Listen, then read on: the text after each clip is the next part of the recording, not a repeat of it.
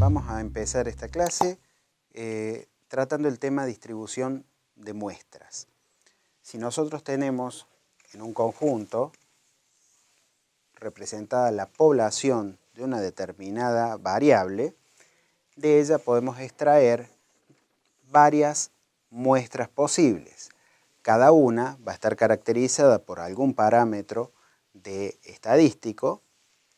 Por ejemplo, en este caso, la muestra 1 va a estar representada por la media propia, la 2 por la media 2, la 3 por la 3 y la 4 por la 4. Si nosotros tomamos todas estas medias y analizamos su distribución probabilística, vamos a tener una distribución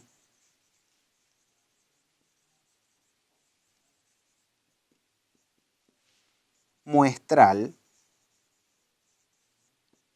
de las medias.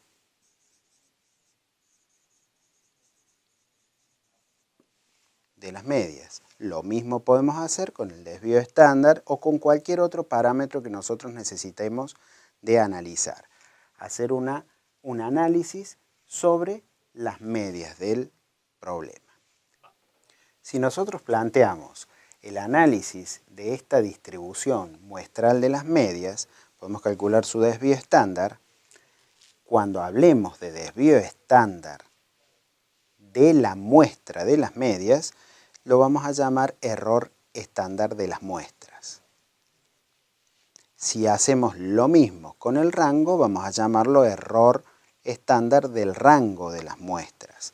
Y así sucesivamente, si hablamos de la mediana, si hablamos de la moda, los desvíos estándar los vamos a llamar errores estándar del rango, de la mediana, de la moda.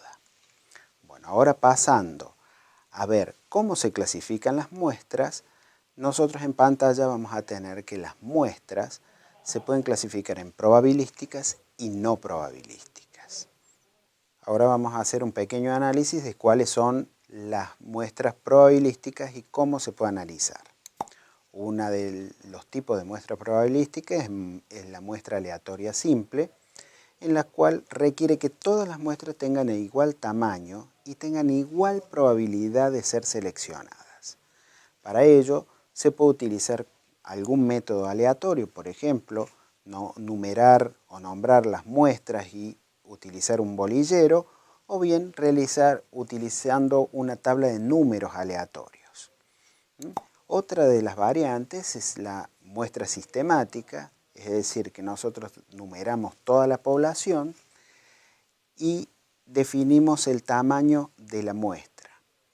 Dividimos la cantidad o tamaño de la población por el tamaño de la muestra que nosotros queramos, nos va a dar un número.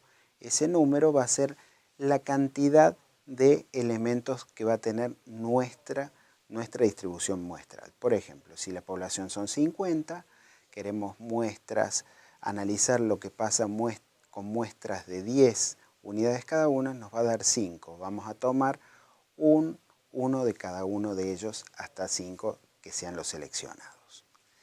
Después está la muestra estratificada.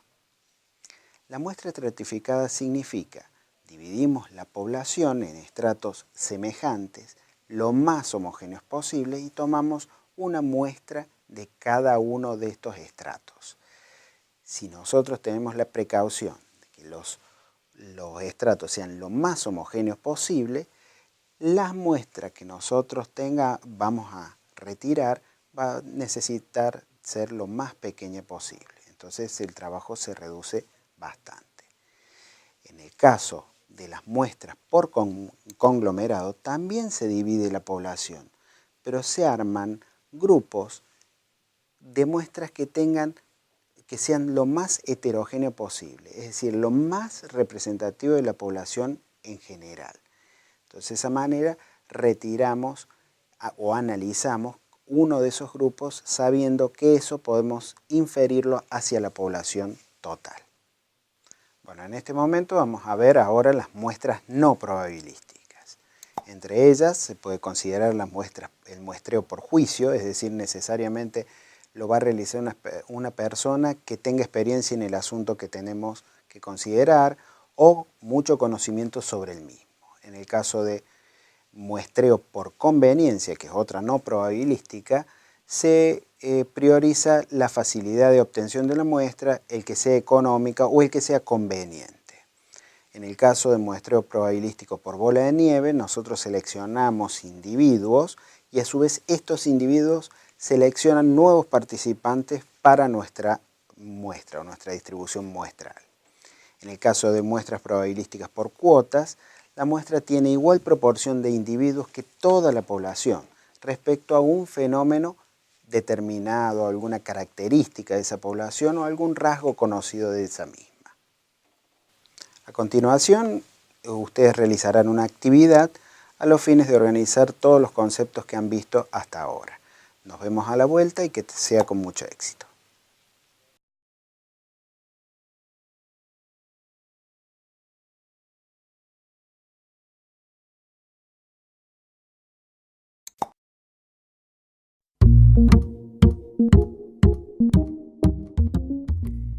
Muy bien, alumnos, durante el intervalo han estado trabajando en la actividad. Deberían haber armado una tabla para poder organizar los conceptos de tipo de muestras, etc. En pantalla podrán ver una posible forma de armarla. Espero que ustedes puedan completar con el resto de los conceptos.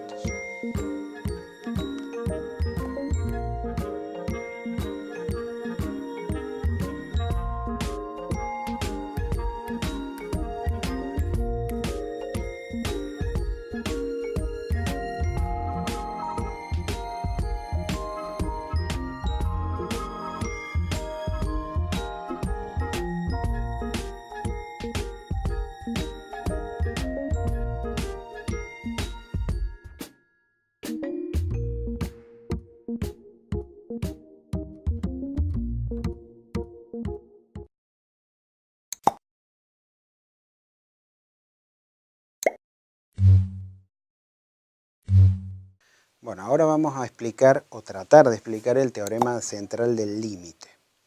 El teorema central del límite es una herramienta que tenemos cuando el número de muestras que nosotros podemos tomar de la población es mayor a 30, por ejemplo, se puede comprobar que independientemente de la función de distribución, la distribución muestral de las medias va a representarse por una distribución normal. Entonces nosotros, en este caso, si la muestra cuanto más grande es, más tiende a una distribución gaussiana y establecemos el límite mayor a 30 en función de que represente lo más fielmente posible este tipo de distribución.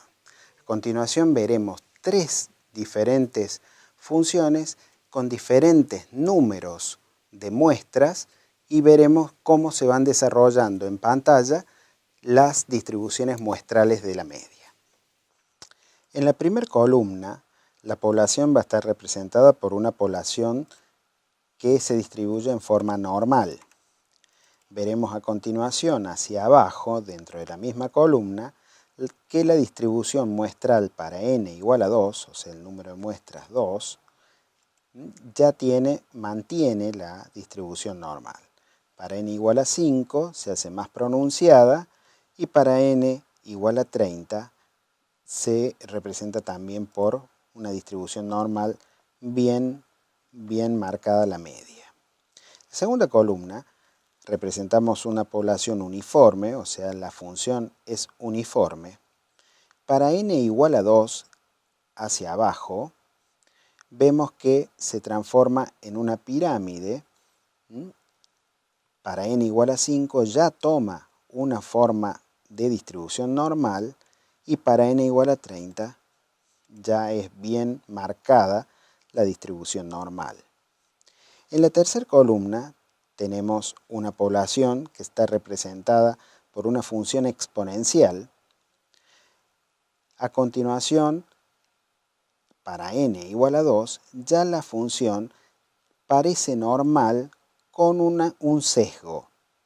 Para n igual a 5, cada vez es más parecida a una distribución normal y el sesgo se va achicando. y para n igual a 30 ya queda representada prácticamente con una distribución normal sin sesgo.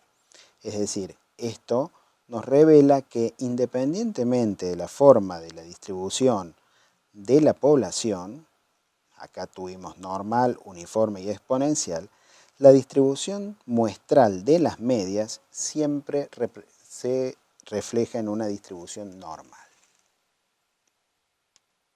A continuación realizaremos una actividad para afianzar los conceptos vistos. Bueno, espero que les vaya bien y muchos éxitos.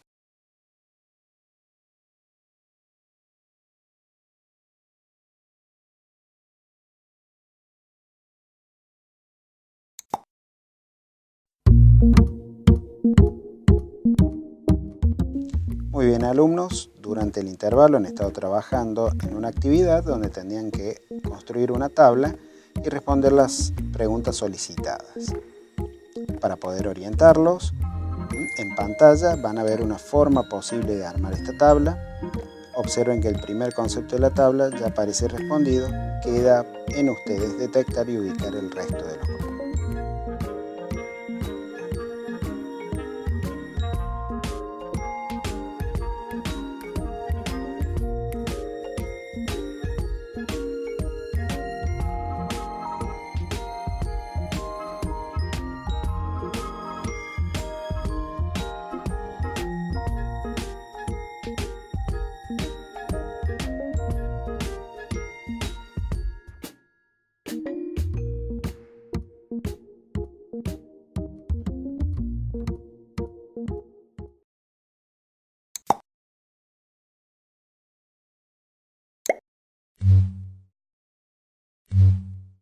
Bueno, nosotros al comenzar esta materia hemos definido qué era estadística, como que era el conjunto de técnicas y métodos que necesitábamos para estudiar una muestra debidamente representativa de la población a los fines de establecer determinados valores estadísticos y con ellos inferir con cierto grado de bondad lo que pasa en la población, esos mismos parámetros de la población. Al hablar de inferir, estamos hablando de inferencia estadística. Eso significa estimación. En este momento podemos definir a la estimación como el proceso de utilizar un estadístico, es decir, un estadístico muestral, para inferir o estimar el valor poblacional de ese mismo estadístico desconocido. A las estimaciones las podemos clasificar de dos maneras diferentes como está en la pantalla. Una estimación de punto, cuando nosotros al estadístico le establecemos un valor único, por ejemplo, el sueldo de un determinado operario es 50.000 pesos. Está bien establecido cuál es. En cambio, es de intervalo cuando nosotros a ese estadístico le asignamos un valor dentro de dos límites de un intervalo. Por ejemplo, el sueldo de determinados operarios fluctúa entre 85.000 y 100.000 pesos. O por ejemplo, la vida útil de determinadas baterías fluctúa entre 3 y 5 años. Esas son las de intervalos. Y vamos a llamar estimador al estadístico que nosotros estudiamos de la muestra que nos permite estimar el parámetro similar pero de la población. Cuando nosotros realizamos un estudio sobre la muestra, nosotros podemos establecer que la media, si estamos estudiando la media de la muestra, va a estar corrida hacia un costado, para más o para menos, de la media de la población. Esa diferencia en establecer la media de la muestra y la media de la población, la vamos a llamar, esa distancia, la vamos a llamar E o error muestral. Ese error muestral vamos a definirlo que es proporcional al desvío estándar de la muestra. Como vemos en pantalla, en el gráfico, en el lugar de las abscisas vemos el E positivo y el E negativo. A continuación va a figurar en pantalla también la fórmula donde nos dice que es proporcional al desvío estándar.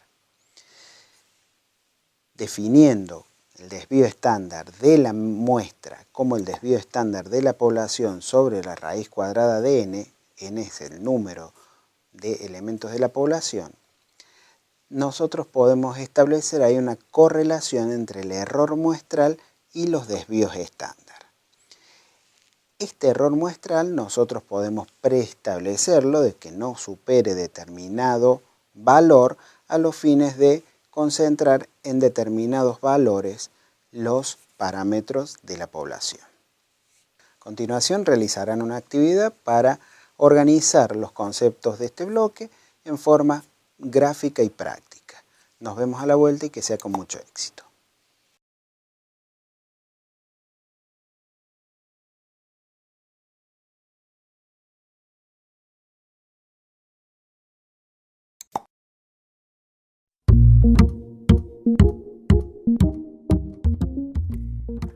Muy bien, alumnos, durante el intervalo han estado trabajando en una actividad donde tenían que organizar los conceptos e imágenes en una tabla y responder a las preguntas solicitadas. En pantalla podrán ver una forma posible de armar esta tabla y observarán un concepto de la misma que ya aparece respondido. Queda de parte de ustedes detectar y ubicar el resto de los conceptos.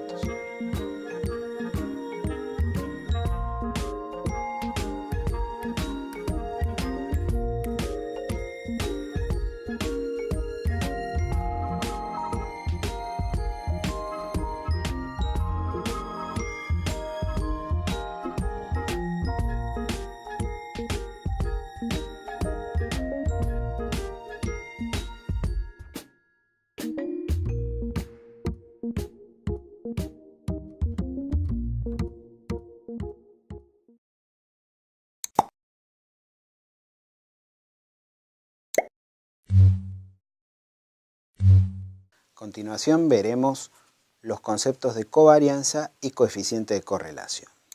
Vamos a definir covarianza como la fortaleza entre la relación lineal entre dos variables numéricas, x e y. Este concepto tiene un pequeño defecto, que puede tomar cualquier valor, entonces es imposible con ella sola determinar si hay una correlación entre las dos variables en forma fehaciente. Para ello, se diseñó el coeficiente de correlación, que es un valor que puede tomar valores extremos en -1 y +1, y entre medio de esos dos valores vamos a especificar qué tipo de correlación hay entre esas dos variables. En pantalla vamos a tener los tres gráficos diferentes, cuando tienen una correlación perfecta negativa, una correlación igual a 0 y una correlación perfecta positiva. Es decir, coeficiente de correlación en el primer caso es -1, donde figura una recta con pendiente negativa, donde todos los puntos de las muestras se pueden unir perfectamente con una recta, con pendiente descendente. En el segundo caso vamos a estar en una pendiente constante igual a 0, el coeficiente de correlación es 0, se unen dos puntos con una recta horizontal, y en el tercer caso vamos a tener una correlación perfecta positiva, es decir, la recta va a ser creciente y denominamos perfecta porque en ese diagrama de dispersión de los resultados se pueden unir todos los puntos con una línea recta en forma perfecta. Para los datos poblacionales vamos a determinar que el coeficiente de correlación lo vamos a representar con la letra griega ρ. También podemos decir que la correlación es fuerte. Cuando la correlación es fuerte, puede ocurrir por simple coincidencia, puede ocurrir, por ejemplo, que haya una tercera variable que no hemos tomado en cuenta y que sí deberíamos haberlo hecho, o bien puede ser porque haya una relación causa-efecto, es decir, nosotros hemos tomado como representativa una muestra y resulta que esa muestra no era representativa. A continuación pondremos en pantalla una serie de fórmulas para poder calcular la correlación, la covarianza en función de los desvíos estándar. En la primera fórmula vamos a visualizar el coeficiente muestral de correlación, fíjense que está representado con la letra R, el de población, aclaramos hace un ratito que se representaba en la letra griega rho. El coeficiente de correlación va a ser igual al cociente entre la covarianza entre x e y dividido los desvíos estándar en x y en y. A continuación, presentamos la fórmula de covarianza xy para una muestra que la tenemos en pantalla y es una sumatoria de un producto de cada uno de los valores menos la media en un eje menos la media en el otro eje, dividido la población, el tamaño de la muestra menos 1. Y al final estamos representando fórmulas conocidas para ustedes, los desvíos estándar. Muy bien, alumnos, ya están en condiciones de realizar la actividad práctica integradora con todos los conocimientos organizados y validados en esta clase, así que espero que sea con mucho éxito.